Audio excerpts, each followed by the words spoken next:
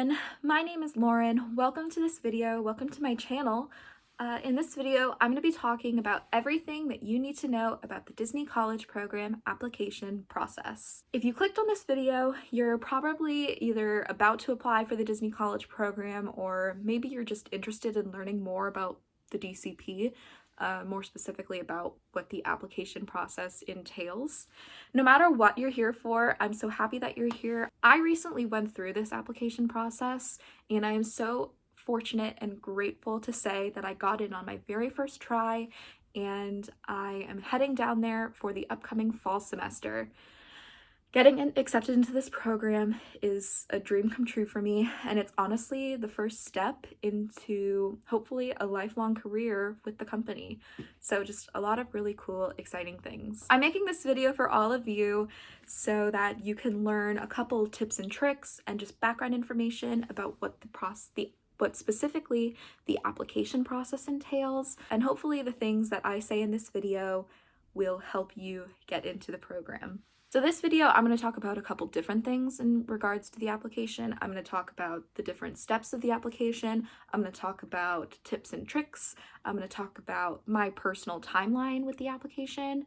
And I'm also going to touch on a couple of the changes that have happened with the program, specifically with the application, the changes that happened with the pre-COVID versus post-COVID world. If you want to just skip around to certain parts of the video, I will leave timestamps in the description below so that you can hop around to different parts of the video that you want to learn about more at your leisure. A couple little disclaimers before we start. Number one, I am not a Disney recruiter. Everything I'm going to touch on is things that I have learned through my own personal research, my personal opinions, and just my overall personal experience with the application. With that being said, I have researched this program for years. I found out about it in middle school, and I started researching it in high school, and here I am 7 years later applying for the program and thankfully getting in. So I do think that the things that I'm going to talk about in this video, they are things that I did when applying, but also I do personally believe that doing these things that I'm going to talk about will definitely help your chances. It's not a guarantee, but it definitely will help. The second little disclaimer is that it's important to keep in mind that everybody's application process with this program is very different. The process is very subjective, and everybody has their own journey. So your personal journey and your timeline of the application process will probably be very, very different from other people. So it's just very important to keep that in mind. Okay, so with all of that out of the way, let's get into this video. The first thing I'm going to touch on are just some basic requirements that you need to meet in order to be eligible to apply for this program. First, you do need to be at least 18 years old, and two, you need to have been enrolled into a college or university for at least one semester. Community colleges do count, so there you go. The DCP is open for all majors. The roles that you can have in this program may or may not align with what you are studying in college, but with that being said, you will still learn a lot on this program, especially in terms of just what it's like to work in a certain type of business, certain skill sets you'll be able to learn. The DCP is also a great thing to add to your resume, so that's always a plus as well. Another thing you need to do before you can even apply is that you need to make an account with I guess it's the Disney Company Careers website portal. It's super easy to do, and you'll be able to find the account if you just look up Disney College Program online. It is an online application, so keep that in mind. The application will be available through that portal once you make an account with the company.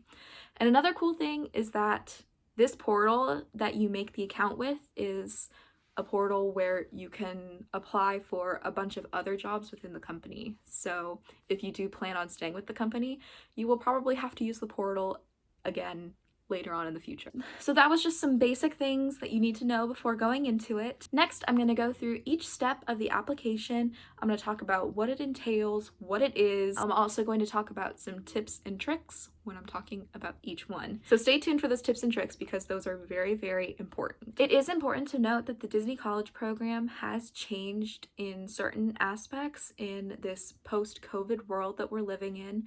So, and in regards to the application, the application has definitely changed pretty drastically from the way it used to be before COVID and quarantine happened. There used to be 3 parts of the initial application in a pre-COVID world. There was the initial application, the web-based interview, the phone interview. So 3 steps. The phone interview does not exist anymore, so now it is only a 2-step application process. The first step of the application process is what I like to call just your initial application. It is a very, very basic application. It just asks you things about like your name, your address, what school you go to, your GPA, what's your major, things like that. Very, very basic. Probably the biggest part of this initial application that you really need to put thought and energy into is the work experience section.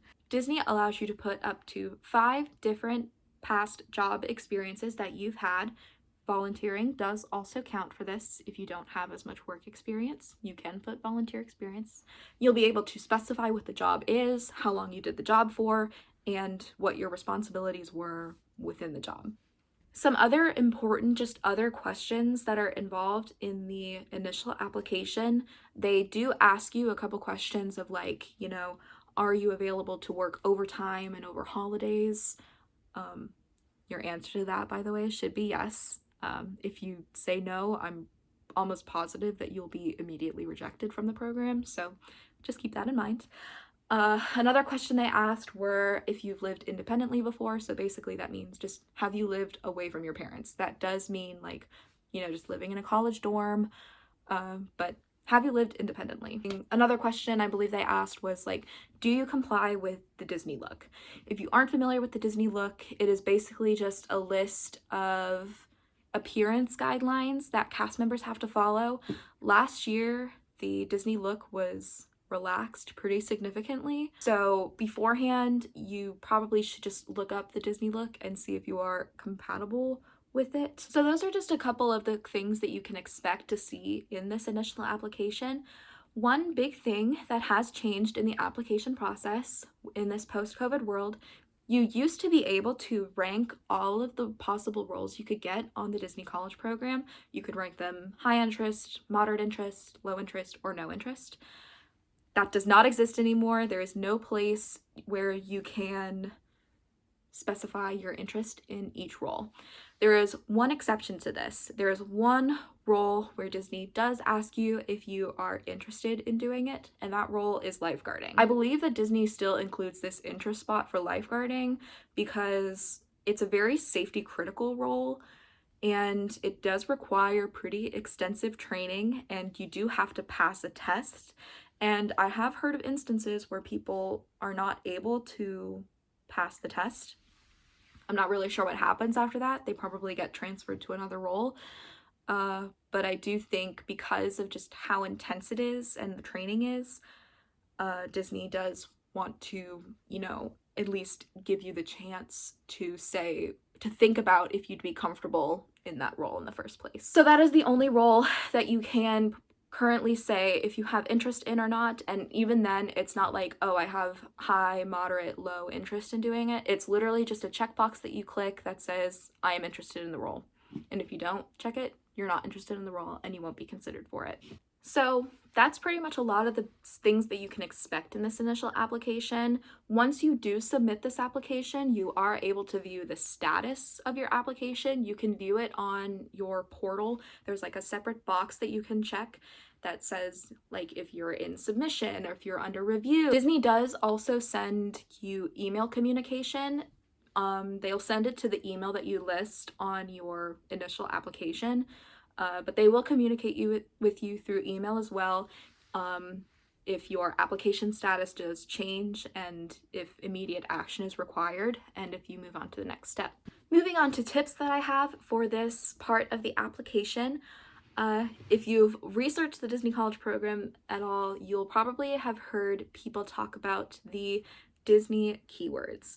So going back to what I was talking about earlier with the work experience being probably the most important part of this application, this is where you will put in your keywords. So when you were writing out your work experience in this initial application, something that people have always said that I've heard a lot are including Disney keywords into your job responsibilities and the descriptions. So what does that mean? Disney has 5 keys that basically describe Disney's like company ethics and their values. The keywords are safety, show, courtesy, efficiency, and a new one was added last year, inclusion. So there are 5 big keywords that you can use. As naturally as you can, try to place these keywords into your job responsibility descriptions. Don't overdo it, don't milk it, try to make it flow within everything that you're trying to say. Also, don't lie, because recruiters do look at it and, they might be able to tell whether or not you're milking it or it just doesn't add up. You know what I mean? While putting in these keywords does not necessarily guarantee that you'll make it through this initial application step, it does, I believe, increase your chances. If it does have a chance to help you, why not do it, right? Another thing that using these keywords can do is that using these keywords will really help you bypass this computer. So basically all the applications, from what I've heard, are like filtered through a computer, and if you have a bunch of those keywords, the computer will recognize them. Bypassing this computer will expedite your application process, and your chances of getting stuck in submission will probably be lower than if you don't get bypassed by the computer. However, even if you don't bypass the computer, recruiters will look at your initial application, and if they do think that you meet good requirements for the program, they will manually move you and will say that you're eligible to do the next step of the application. My next tip kind of goes along with the Disney keywords, but it has to do with something different. So what I was talking about before were the 5 main Disney keywords. Disney does have all of the possible roles you can get on the program described with job responsibilities. There's a link that they have for it somewhere on the website. But what I would do is I would go through all of the roles, particularly the ones that I was interested in and ones that I desperately would want to do. And I would read through the job descriptions and I would take words. Obviously I wouldn't like copy and paste it or anything, but I would, again, naturally take those words and apply them into my job experiences, assuming of course they applied to the work experience that I had previously, because again, don't lie. It's never a good thing to do. My next tip for this application process, again, has to deal with drafting your work experience. It does say that it wants you to list your job responsibilities. I did do that.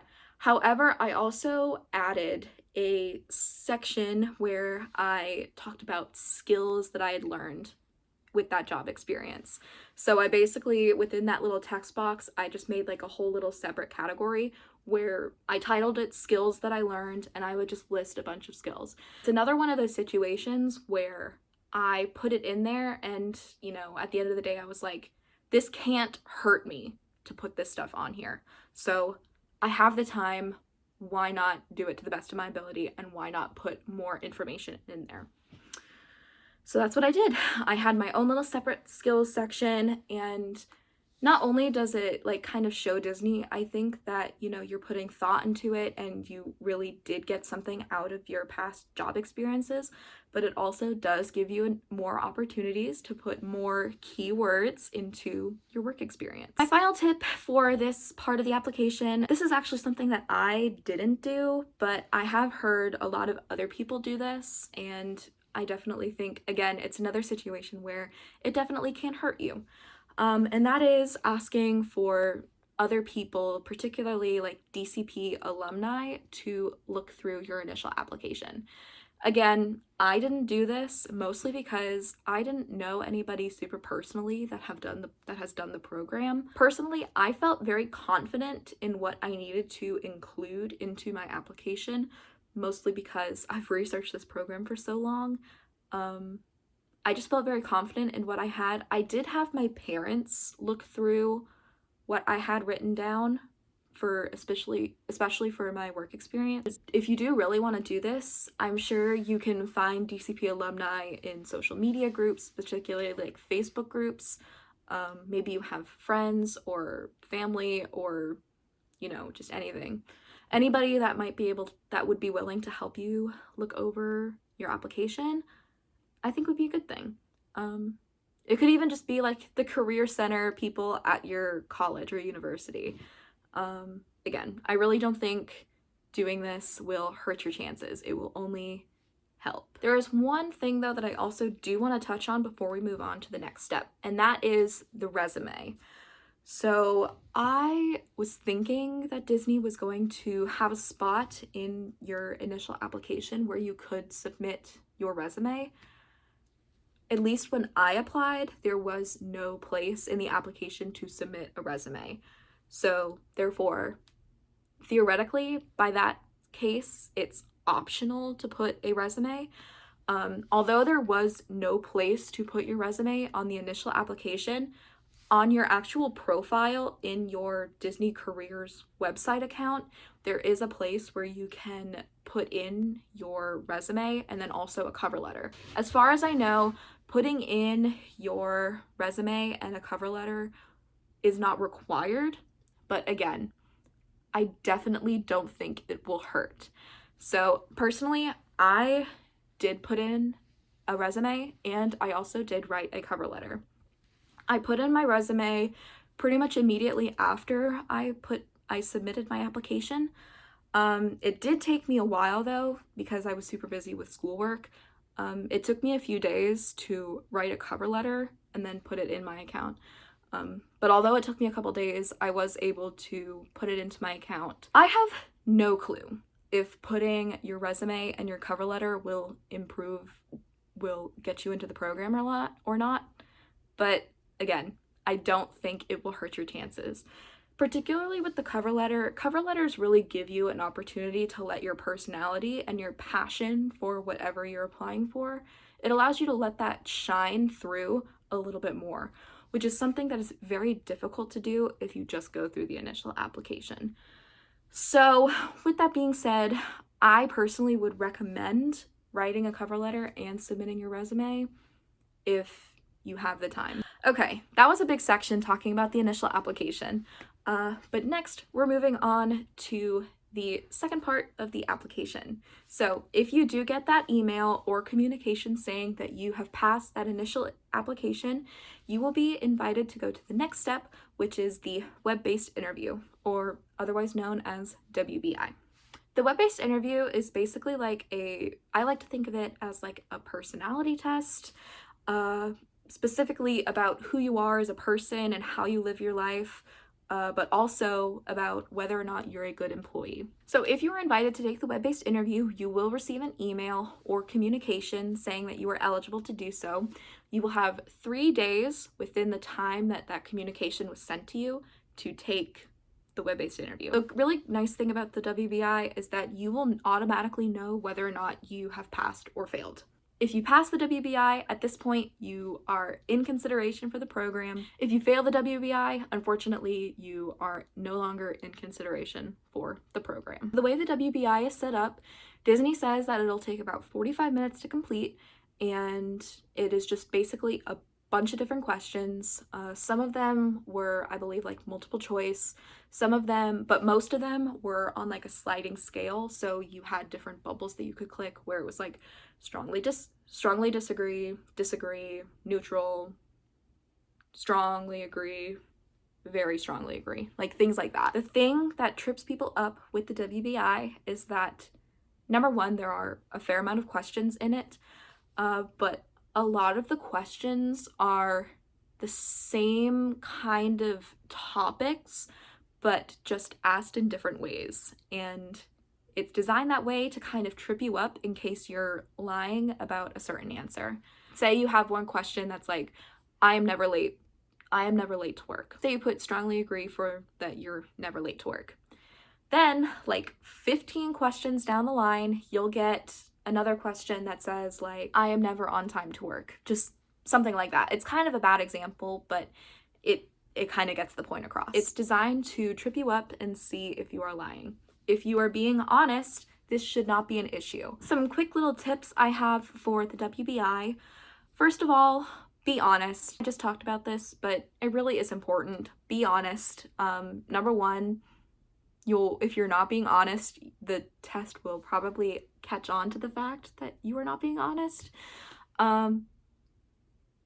Because also then if you do lie through this interview, and you are eventually accepted, there could be like negative consequences, mostly in the fact that like you're placed in an environment that just really isn't suited for you. And honestly, that should go for any part of this application, whether it's the initial application or just the WBI.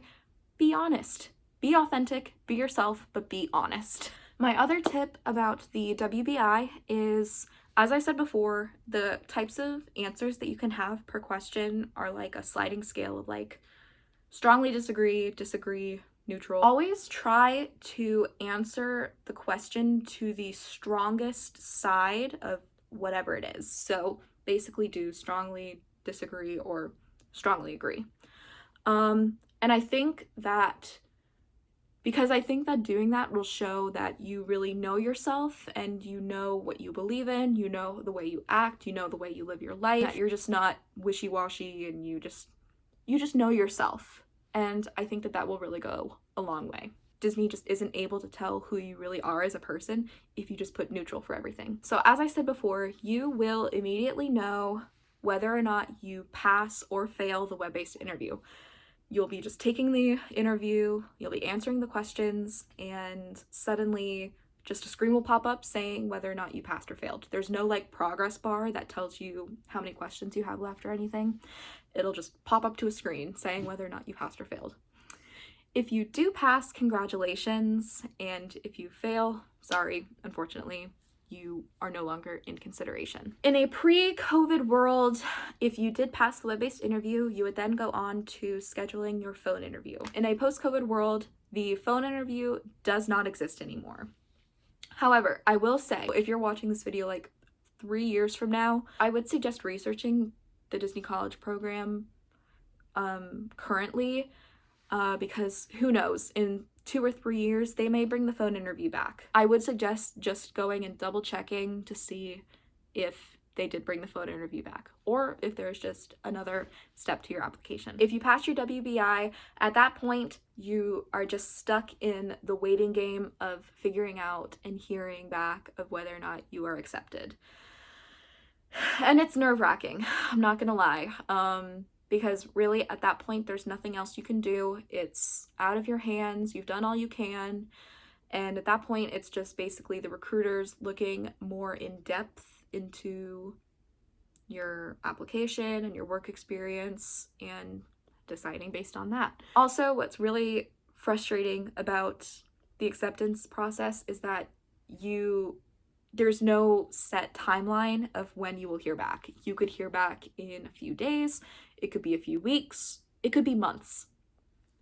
This goes back to what I was talking about earlier about how everyone's application process is different and everybody's timeline is different, everybody's journey is different. Officially no longer in consideration if you receive that communication saying that you are no longer in consideration.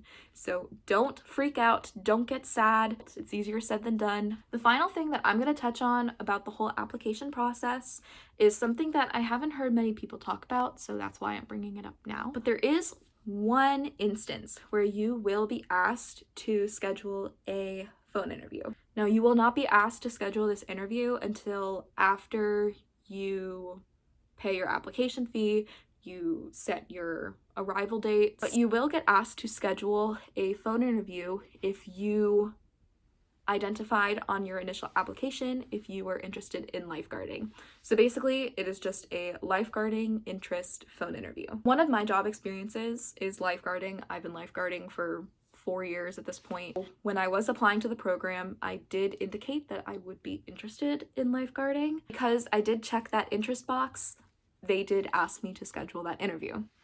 So I got my request to schedule my phone interview about 3 days after I paid my application fee and scheduled my departure date. Super duper easy to do. You just pick a time that's, works with your schedule. They say the phone interview only takes about 10 to 15 minutes. I was stressing beforehand, but honestly, it really wasn't that big of a deal. They're just gonna ask you questions about why are you interested in lifeguarding? In my case, because I did tell her and she could probably see that I was a lifeguard, she did ask me a lot of questions about my lifeguarding experience. However, if you don't have lifeguarding experience, I'm pretty sure that they will not ask you questions like that. They'll probably ask you different ones. One last thing to mention is that doing this lifeguarding interview has no effect on your acceptance to the program. So if you bomb it, if you miss it, well, first of all, don't miss it because that doesn't really make you look very good. The recruiters make it very clear that, doing this does not affect your chances of getting into the program because at that point you have been accepted and you have paid your fees. All right, so that's pretty much all of the things I'm going to talk about in regards to, what each part of the application entails. Quickly, the final thing I'm going to talk about is I'm going to talk about my personal timeline with my application process. I'm doing this because, number one, I just think I'm always interested in hearing about other people's timelines with their application.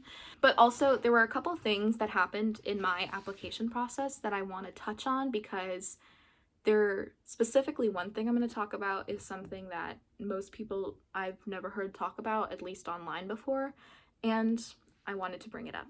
So let's go into my timeline for my application. So applications for arrival dates of May 2022 through August of 2022 opened on January 24th. If you've watched a lot of DCP videos, specifically about applications, you probably will have heard that many people apply for the program within the first day that applications go live or within the first week or so. That was not the case with me. And that was not intentional. From the get-go, I had always said that I wanted to apply within the first week of applications going live. However, in my situation, that did not happen. The reason why is because the semester I'm currently in right now, the one where I applied during, I've just been drowning in assignments. I'm taking 18 credit hours currently, and all of them are 300 and 400 level classes. If you know, it's kind of a lot, and I'm just drowning in assignments, and I really didn't have the time to really sit down and work on this application. In the end, I just had to make the time. So I submitted my initial application on February 20th. So, it was almost entirely a month after applications initially went live. An important takeaway that I really want you to hear about is,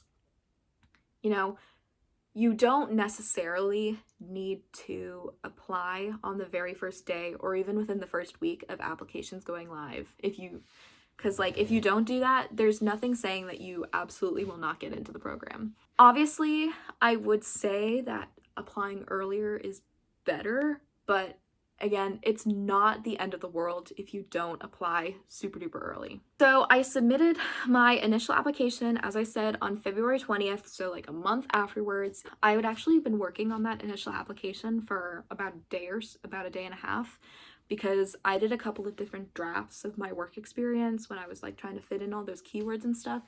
So I spent a lot of time drafting my work experience because it's something that I could control, and I really wanted to do it well in order to give myself the best chances of bypassing that computer and moving on to the next step. I had worked on it for about a day and a half, and I submitted it on a Sunday night. It was around 9 p.m. And at that point, I was prepared to have to wait for, a couple weeks, maybe even a few months. But thankfully, I received an email saying that action was required to do the web-based interview. I received that email about an hour and a half, 2 hours after I initially submitted that application, which is super exciting. As I said earlier, you have a 3-day window to take your WBI. At that point, I put off doing the WBI because it was like 11:30 at night at that point. I wanted to be as awake as possible to take that WBI. I wanted to be fully aware of everything and just, be at my best. So I ended up waiting to do the WBI until the following day. Ironically enough, I ended up just taking it around that same time, just the day after. Because I got caught up in classes and assignments, and I just didn't have the time to do it and sit down until around like 11 o'clock the following night. So that kind of backfired on me, but in the end, it doesn't matter. Although Disney says it takes about 45 minutes to do the WBI, it only took me about 35 minutes to do. I think because subconsciously, because every question is timed, I was just like going super duper fast through all the questions. But thankfully, I passed my WBI, and at that point, it was the waiting game. I was just waiting to see whether or not you got accepted or not. And that was on a Monday night. It was Monday, the 21st of February. So yeah, at that point, it was a waiting game, and I had to be prepared to wait weeks, maybe even months. About a week later, actually it was exactly a week later, the following Monday, it was the 28th of February, and first of all, I was having a very bad day. That day, I was super duper stressed. I had a lot going on with school. It was a bad day. I was very, very stressed, but I did receive my acceptance email that day. It was about 4 o'clock when I saw the email, but they had sent it to me like 5 hours beforehand, so that just kind of proves that I was having a crazy day where I wasn't even able to check my email until 5 hours after they sent out the application. Obviously, I'm still super duper grateful that I got into the program, and I'm so ecstatic. But it took me a few days to like really let it sink in, just because my brain was just like frazzled and just going from like I had so much going on. I got my acceptance on February 28th, and I paid my application fee, and I set my arrival dates within that week. And then finally, I scheduled my lifeguarding interview. That was on March 15th. So overall, from the time that I initially sent in my application to when I was accepted, it was just a little bit over a week. Okay, so that was everything that you need to know about the Disney College Program application process. If you do have any questions, or if there's like something that you want to learn more about, just ask me down in the comments below. I will try my best to answer them and do it to the best of my ability. Thank you so much for watching this video. I hope that this gives you some better insight on the application process. If you have any more tips and tricks that you would want other people to know about, put them down in the comments below. We can all help each other out. If you are applying to this program, I wish you the best of luck. Thank you so much for watching this video. I hope you enjoyed it, and I hope you all have a magical day. Bye!